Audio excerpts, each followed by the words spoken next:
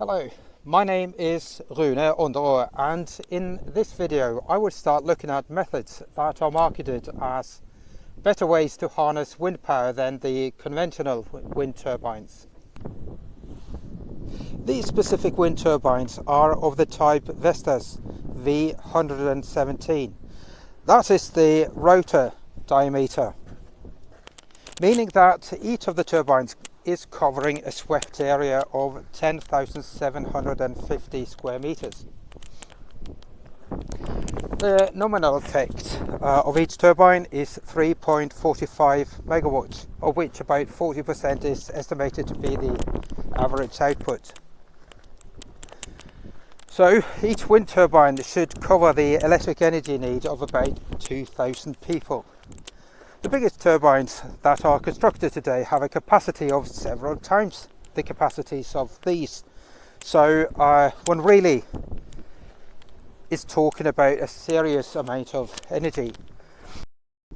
I suppose it is very easy to sit in one's armchair and dream up concepts that could produce energy, but being up close to structures like this, it really sinks in what dimension one is really talking about. It seems to me like people are really bad at assessing orders of magnitudes. And when it is easy to show that whatever concept one has dreamt up is 2 or 3 or even more orders of magnitudes of what one is trying to achieve, then stop thinking about it and stop publish articles about it to hype it up as the technology that is supposed to save the world, and stop handing out awards and waste money on it. In this video, I will talk about a concept that was exceptionally far off from what it promised and managed to get far too much attention than the concept was worth. The concept is sort of a wind turbine that was introduced about 10 years ago by the company Sheerwind. The concept is called Invelox, for increased velocity. It was supposed to suck in air and then extract energy from it. It is based on an absolutely fundamental misunderstanding of how nature works. The people who failed here were obviously the inventor and people who assisted in doing research and writing articles, but also people who on behalf of companies and organizations invested money into this concept. I need to conclude that these people have no relevant understanding of practical physics whatsoever. This concept was sold to projects in the US, including to the US Army. It was sold to China, it was sold to the Netherlands, and it was sold to Denmark. All these countries have a very prominent wind energy industry, and it should not have been difficult to draw upon expertise that could have given a good assessment on whether the concept could deliver as promised or not. Let's first see how Sheerwind presented their concept. Wind power is an abundant renewable power source all around us most of the time. Currently, over 225,000 wind turbines produce electrical energy around the world, yet their design is based on technology that is more than 400 years old, producing power only at speeds over 8 miles per hour. What if we told you there was a better way? What if wind power generation could take place safely on the ground, at modest wind speeds, safely in the middle of urban settings close to people who need the power, causing no harm to birds, creating no radar interference, and without affecting human health? Introducing Invelox. Invelox is simply a better way to harvest wind energy. Invelox captures, concentrates, accelerates, and harvests wind power at its highest energy density, resulting in affordable, abundant, environmentally friendly, safe, and clean electrical power. Patented Invelox, named for increased velocity, is designed to capture wind from any direction, funneling it to increase speed, then squeezing it through a venturi to turbocharge the wind for safe harvesting at ground level, using multiple turbines in a row or series, converting it into electrical power. Finally, a diffuser is used to return wind to nature. Here's how it works. Invelox is the highest performing, most cost-effective wind power generation system ever made. This elegantly simple concept captures wind at the top of a tower or a building rooftop. Wind is then concentrated using a funnel. and delivered to a Venturi system which squeezes and accelerates the wind, allowing it to be harvested at its highest energy density by multiple turbines safely installed at ground level. So what makes it better? Invelox increases wind speed. This means we can now harvest wind power in places never before possible, with winds as low as 2 miles per hour. It generates electricity at less than 2 cents per kilowatt hour, drastically reduces operation and maintenance cost because turbines are at ground level. Plus, by using multiple turbines in the system, there is near zero downtime. Invelox provides sustainable, affordable electrical energy nearly anywhere. Invelox, the new face of wind power. And let's hear it straight from the horse's mouth. This is Dariush Alay, the founder of Sheerwind, explaining how the Invelox system is supposed to work. Invelox is simply a better way to harvest wind power. First, wind is captured at the intake. Second, wind is channeled and concentrated through a series of nozzles and pipes. Third, wind is accelerated using one or more venturis. Fourth, wind at its maximum energy is converted to electrical power. Fifth, a diffuser is used to return wind to nature. These 5 components make the Invelox technology. In addition to being environmentally friendly, having no turbine at the top, having generator at the ground level, we can harvest wind as low as 2 miles per hour. For example, if free stream wind is at 10 miles per hour entering the intake, we convert that to 40 miles per hour at the turbine, and the exhaust wind will be about 15 miles per hour. Did anyone notice something special here? Something that is in direct violation with the laws of nature? No? Well, let's hear what some other people involved in this concept have to say. My name is Ali Sadegh. I'm a professor of mechanical engineering at the City College of the City University of New York, and my area of expertise are in manufacturing and the design of the apparatus, including these Invelox. Initially, I was very skeptical, and based on the initial analysis that we performed and the testing that we did in our laboratories at City College of New York, we were convinced that this is a very promising technology, particularly with the better efficiency of the energy, and we think that it's going to become a game changer. My name is Yannis Andriopoulos, professor of fluid mechanics at the City College of New York. The technology 2011 was not easy to believe, and since we developed our own model and we evaluated the whole technology and the concept, I think it was a very pleasant surprise that is a winner. These are both recognized as qualified professors in their relevant field, and this is particularly the case for Professor Andriopoulos, who actually is a professor in fluid mechanics. So when they say that they verify the claims of Dariush Alay, they massively lend credence to the prospect of Invelox being a better wind power generating system. So then, I'm very curious as to what experiments and research they did to come to this conclusion. The way any wind turbine works is to convert kinetic energy from the air to mechanical energy and electric power. This means that the velocity of air exiting the system will be lower than when it entered the system. This is as dictated by the law of conservation of energy. This means that one can't convert more than 100% of chemical energy into thermal energy, and one can't convert more than 100% of mechanical energy into electric energy, and one certainly can't convert more than 100% of wind energy into electric energy. But this is exactly what Dariush Alay managed to do.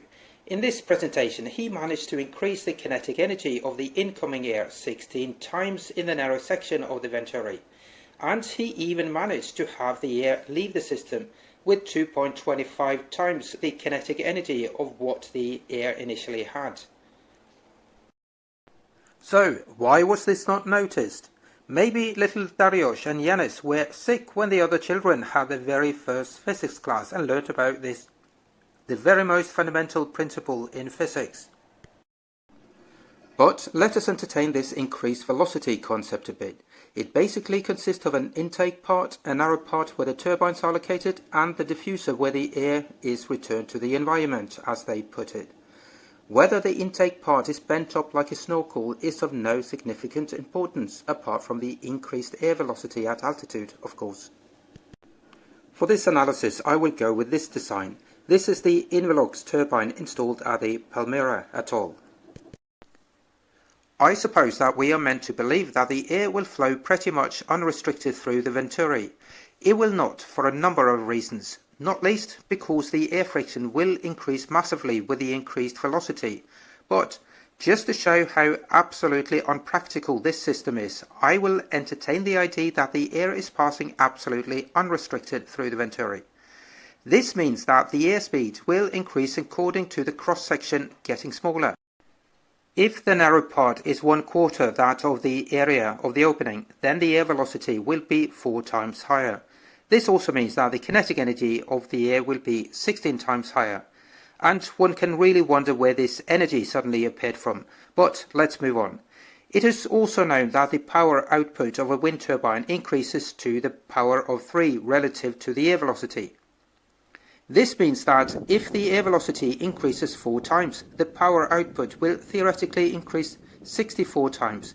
So, if we were to go with these numbers, the alleged effectiveness that Dariush Alay gives does not seem too far off.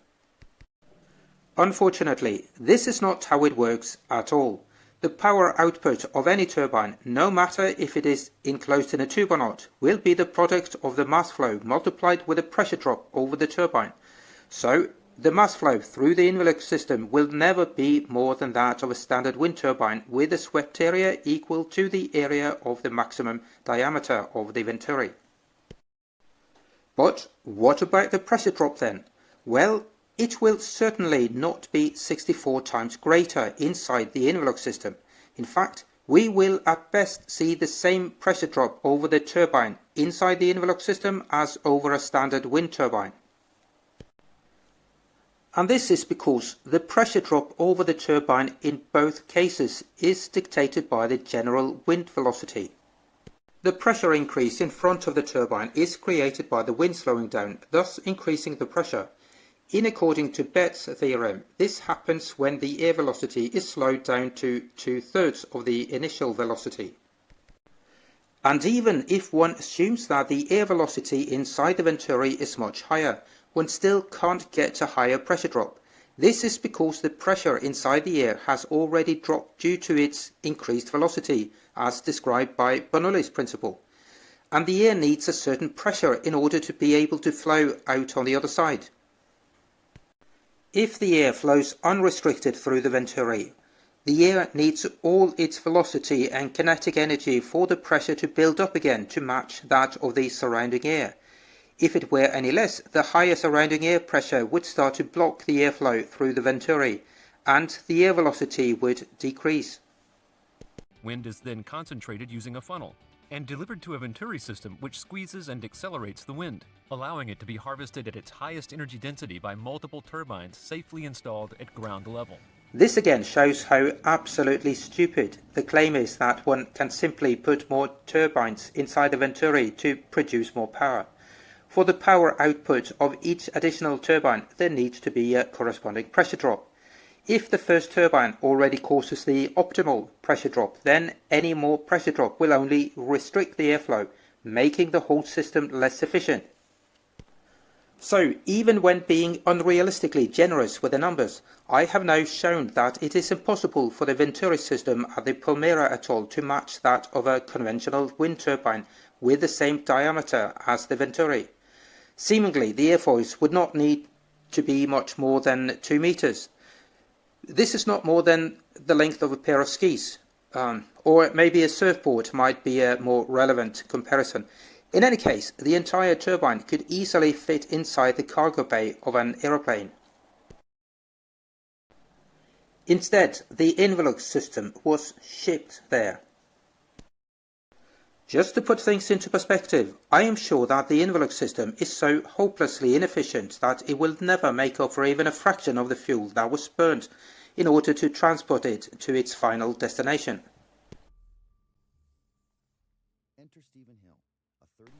So, what is then wrong with these people? In order to prove that this is a really bad idea, one doesn't need more than the most elementary knowledge of physical principles. It just boggles my mind. How is it possible to be that ignorant? And if this was not bad enough, it gets even worse.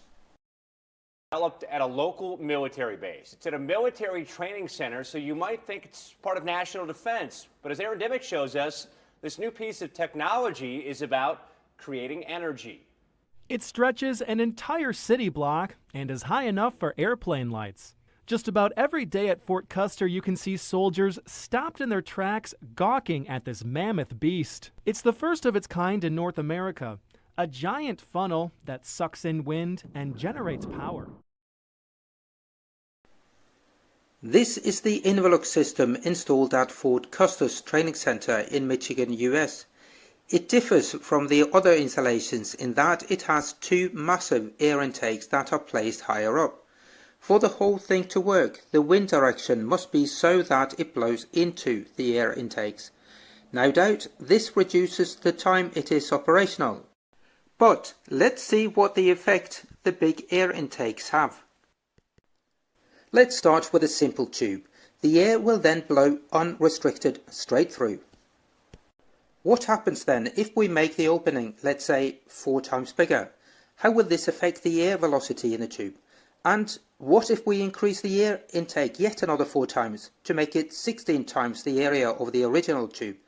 What will the effect be then? The answer to this is nothing.